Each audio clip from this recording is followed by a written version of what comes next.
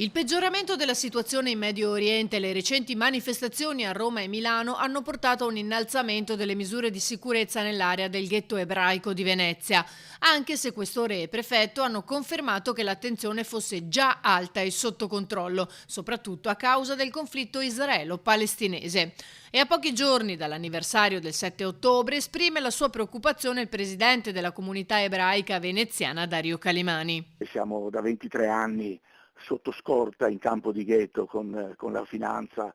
che lavora 24 ore su 24 e opera 24 ore su 24, quindi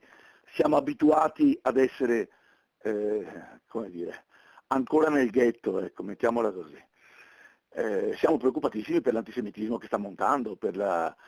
visione che i media danno di ciò che sta accadendo, che è tragico, che è grave, che è gravissimo,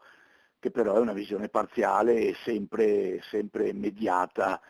da posizioni ideologiche da destra e da sinistra, e noi siamo in mezzo. In Italia sono stati individuati 205 siti sensibili tra luoghi di culto, scuole e sedi diplomatiche e la recrudescenza del conflitto in Medio Oriente evidenzia ha peggiorato il clima. Stiamo subendo chiaramente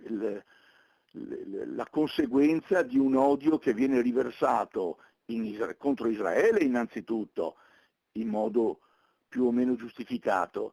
e di conseguenza contro tutti gli ebrei del mondo e contro la diaspora. Quello che sta succedendo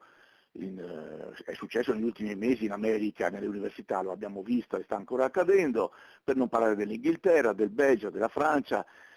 qualche cosa in Italia che di solito è più pigra, è più cauta, è più tranquilla, però nelle università l'odio si espande. E questo è una grande preoccupazione, perché quando sarà finita, chissà quando, e speriamo presto, la situazione medio orientale sarà